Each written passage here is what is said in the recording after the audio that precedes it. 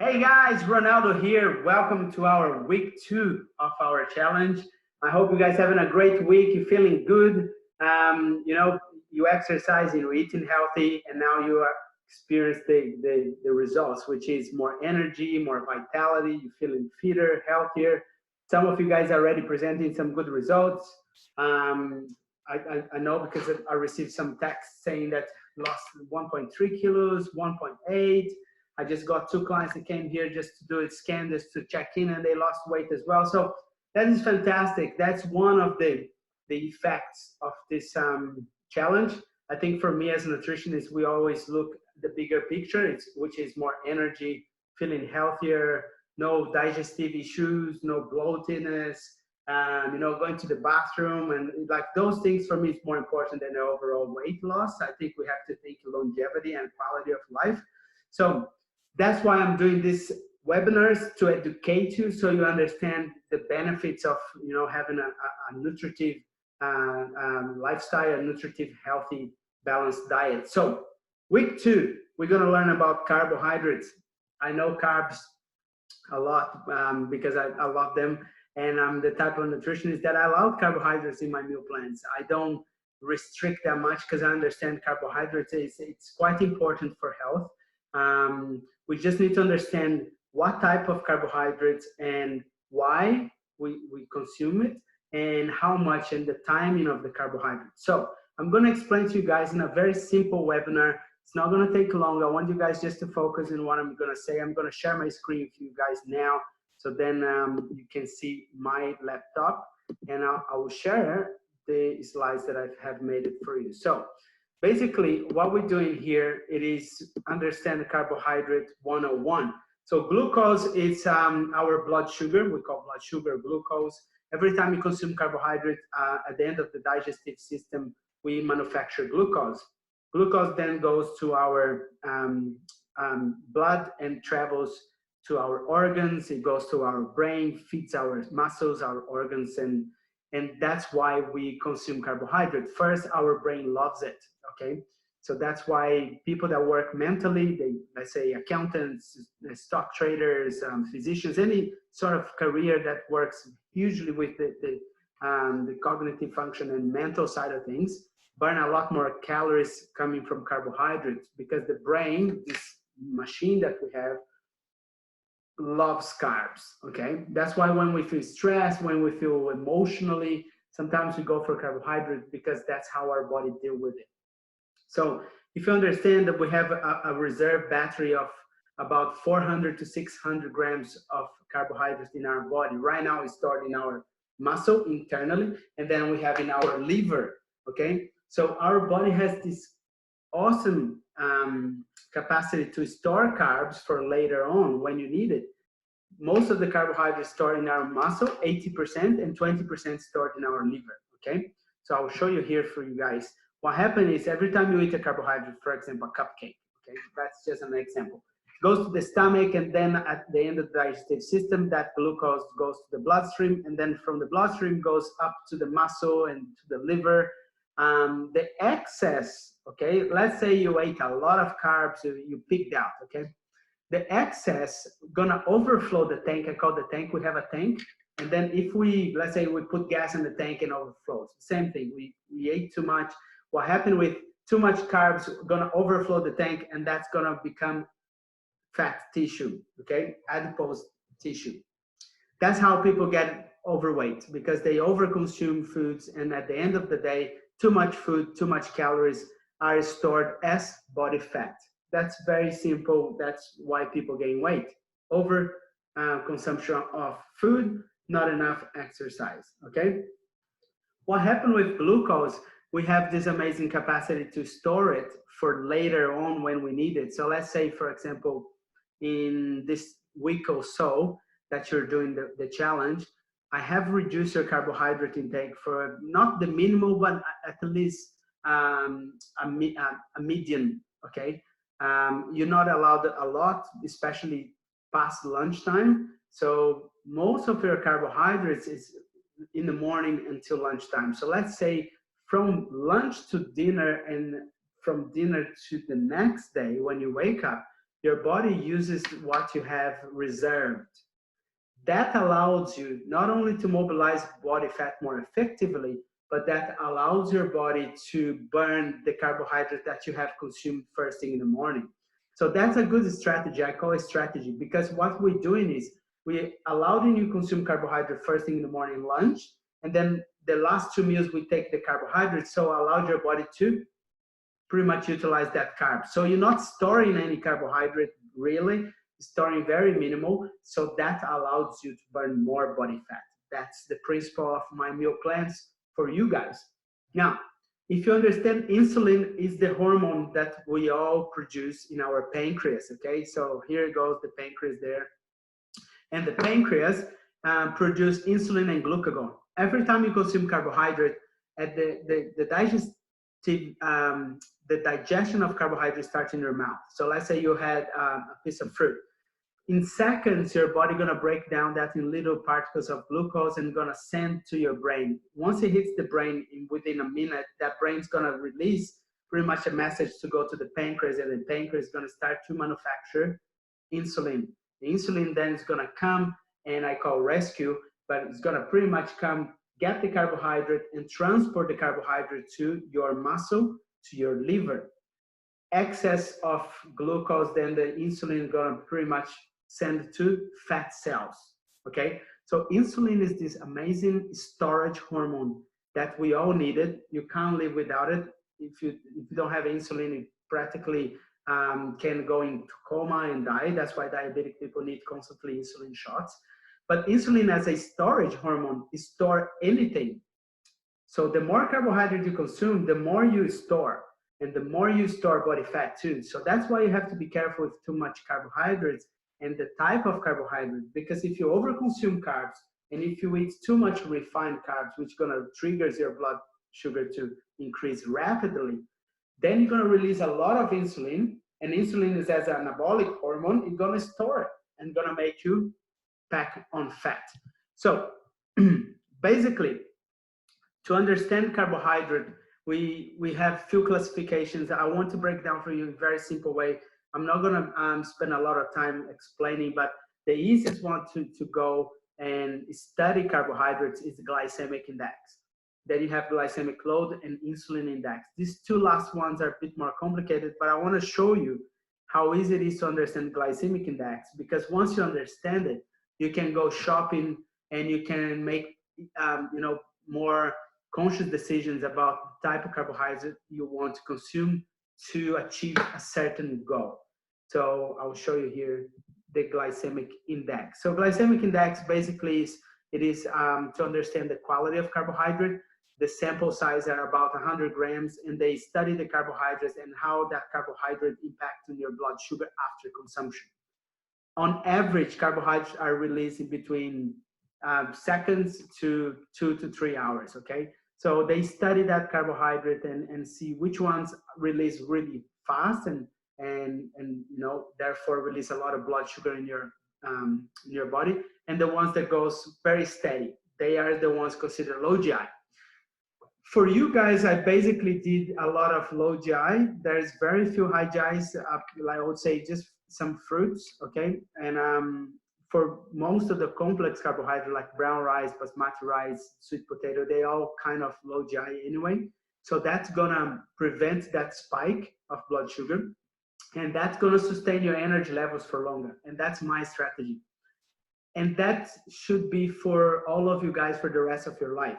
Because if you look into the low GI carbs, they're the best for you anyway, okay? I'll show you in a second. So just focus here. The high GI release a lot of blood sugar in the first hour. Therefore, after the first hour, start to drop, okay? And go quite low, which then triggers you to think about more carbs. I'll give an example. You start your morning with cornflakes or Cocoa Pops or a slice of toast and a bit of jam. You're gonna have that carbohydrate release quite immediately in your blood sugar. Within an hour, it's at its peak, and then after that hour, start to descend. On the descent phase, you're gonna start to think about carbohydrate again. So after an hour, you're gonna feel hungry again. That's why you see sometimes kids start their morning with cornflakes or Cocoa Pops or or toast, no much protein and no much fiber. After an hour, they're hungry again, okay? And that applies because the blood sugar is so high, once it starts to decrease, the body sends another signal for you to eat again. So low GI, in the other hand, release very slow and steady. That prevents you from overeating, but also gives you a lot more energy throughout the second and third hour. You're not going to have that up and crash. You're going to just have a slow, steady release of blood sugar, which is going to sustain your energy for longer. Let's have a look at which types of carbohydrates are the low GI. So the green ones are the low GI, the yellow ones are the moderate GI, and the red are the high GI. If you look at the cereal, look at that. Cheerios, Cocoa Pops, Corn Flakes, Rice Crisps, and instant oats, they are all high GI. So I don't want you to start your morning with high GI no cereal. What I did for you guys, if you look at in the same page, that rolled oats on the top of the cereal, it is 50 and instant oats is 83. So they both oats, okay? But one is low GI, one is high GI. I'll explain to you in the next slide. But look at the fruits. Most of fruits, raspberries, apple, pears, blueberries, strawberries, oranges, they all low GI. So therefore you could consume them during your challenge totally fine. How about watermelon, Ronaldo? I'm a fan of watermelon. You can consume watermelon, it's high GI, but I would say that's what's the best time to consume high GI foods after exercise. So what I'm saying to you guys is you can have anything you want, but you have to understand what time you consume them. Watermelon, I would say the best fruit for after training. Before training, fruits could be any of those low GI fruits, they will be fine. How about vegetables? Look at the vegetables. Kale, only 5 on the GI table. So the closest to 0 are the lowest GI, and the highest one, the ones closer to 100, they are the worst. They are the ones that release really rapidly on your bloodstream. Look, glucose on the sweeteners, glucose is 100. So that's very fast energy. That's why glucogel, those little glucose things that they sell at the chemist, you put in your mouth, you feel straight away energized.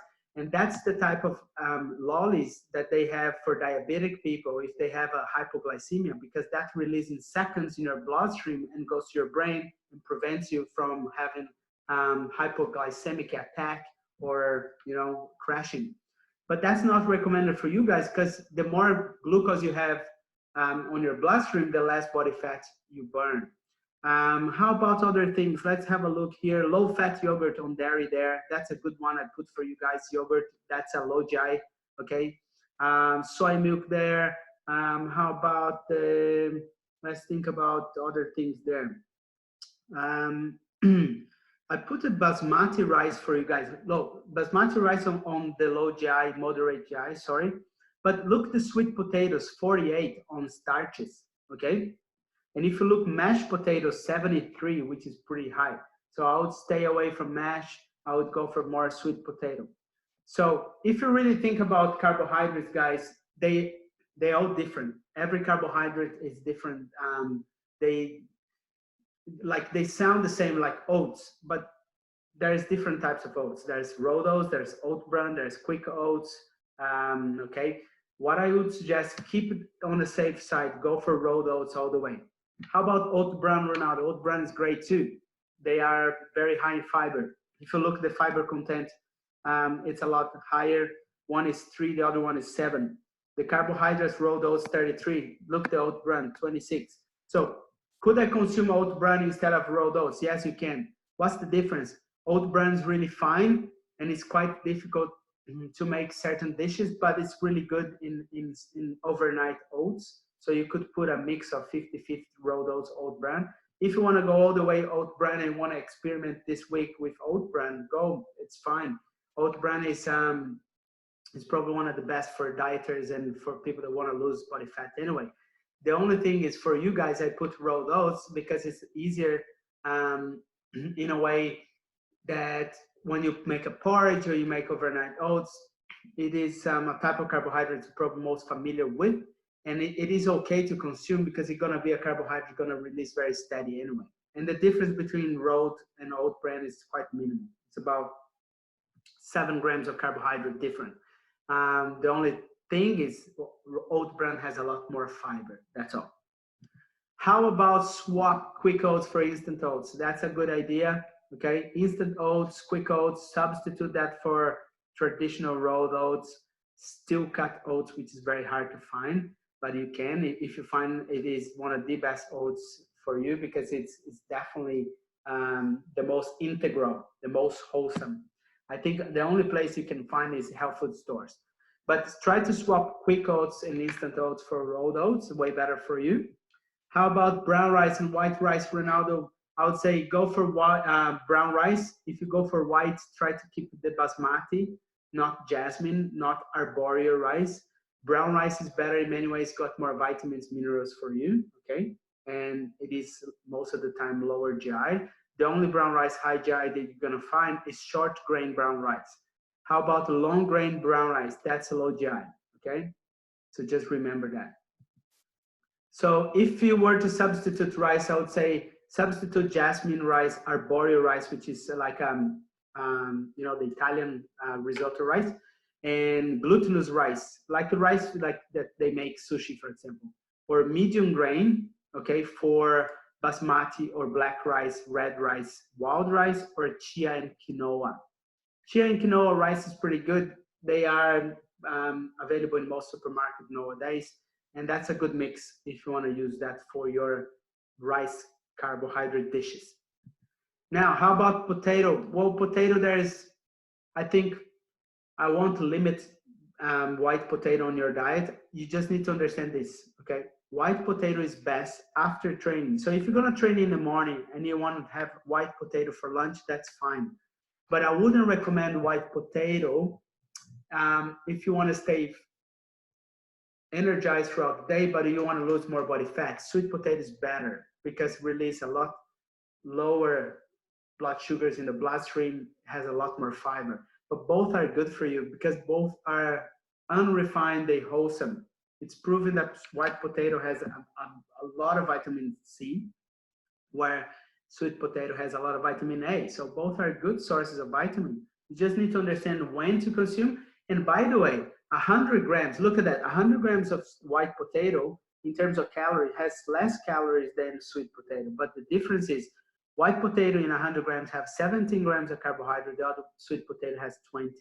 So in fact, sweet potato got a little bit more carbs than white potato. The difference is one, the white potato is high GI, while sweet potato is low GI. But carbohydrate wise, white potato has less. So go figure. It's not about the quantity of carbohydrates sometimes, it's about the quality of the carbohydrate. And that's why we're talking about carbs tonight, because not all the times about quantity, it's about quality, okay? And then white bread, guys, look at that. There is white bread there, carbohydrates 15, seeded bread, carbohydrate 12, but then you look into the fiber, 0 fiber on white bread, and then seeded bread, 3 grams of fiber. Why fiber is important? Because fiber is what it slows down the digestive system, is what makes you regular. Fiber suck up cholesterol from your bloodstream. It is very good to reduce the blood sugars as well. So the more fibrous the food is, the better for you. That's why we ask, if you're gonna go have bread, go for a seeded bread, go for a multigrain, go for a sourdough rye bread that has at least benefit of being fermented. Not white bread whatsoever on this plan. Only on your reload day, if you want to go for it, that's fine. So swap your breads, bagel, Turkish focaccia, flatbreads, white pita, English muffins, and tortilla wraps for better options. The virgin breads are great because they are all low GI. That's the only brand that guarantees low GI bread. And then you have Tip Top 9 grain, you got Helga's low carb seeded bread, and you got what else? I would say there's a few other brands that sells low GI carb, low GI bread, and there's a sticker that you can see here on the bottom of the slide, glycemic index foundation. There's a sticker normally on the label in the front of the bread to indicate if it's a low GI. So how about mashed potato chips, French fries? Leave that for your reload day. That's the day you're gonna enjoy yourself and have like a meal outdoors on your local. If you're gonna do mashed potato, I would say go for mashed potato with sweet potato. But as a rule, mash is quite easy to over consume. So stay away from it during the week. Maybe have that on the weekend. And swap that for better options like lentils, chickpeas, kidney, sweet potato, and charisma potato. Charisma potato you find in supermarket, I think Coles or Woolies, I'm not sure which one. And charisma is a trademark potato that is lower carbohydrate potato. Therefore, it's lower GI as well. And liquids, guys, I'm not gonna be, you know, the one telling what to do, but definitely stay away from soft drinks. I told you guys last week, most soft drinks have a lot of additives, preservatives, fruit juices and energy drinks, all those things. Keep it, you know, very low at the moment. If you want to get healthy, those things are really not going to help you at all. If it is a smoothie or a fresh juice squeeze, that's different, but not those ready to made fruit juices that are in the shelves. They're quite high in sugars. So what you can substitute is always water, but you can have natural sparkling water. You can have coffee, a fruit smoothie, which many times are way better for you because you have the whole fruit blended, not just the sugary part of it. Right, so this is it for now. It's quite overwhelming carbs. The idea here of this session is to educate you on the types of carbohydrates. So recapping, low GI is good for you. Yes. Carbohydrates are not bad. You just need to understand what type of carbohydrate and consume wisely. Quantity and quality. Quality, of course, is very important. Quantity is important, but you need to understand both. Quality and quantity is not the same thing. So sometimes it's better you have a good quality carbohydrate and consume a little bit every day rather than have bad carbs and have a bunch of it every now and then. I would say have every day, feed your body with good stuff without feeling guilty rather than go and binge on bad carbohydrates 5, 6, 7 days later. Because most people that cut on carbs, they later on binge on it. Then you have to make sure that when you go food shopping, you make a list of the carbohydrates you're going to consume throughout the week. I do this every single week. I put my carbs. I want to consume brown rice this week, quinoa, and sweet potato. I choose 3 types of carbs that I normally consume with my meals. And then I select the fruits. Normally I go for the fruits in season, so I have a look in the market, but I always keep safe the berries, you know, apples, pears, things like that. So what I want you guys to do, it is type on the comment below, what are the 3 carbohydrates you are consuming this week and you chose to be your carbohydrate of choice, okay? I wanna see what you guys consuming, no judgment. I wanna actually give you some feedback and I wanna keep teaching you. For next week, don't miss out, we're gonna talk about what's in your food, you know, additives, preservatives. We're gonna talk about trans fats, it's gonna be pretty cool.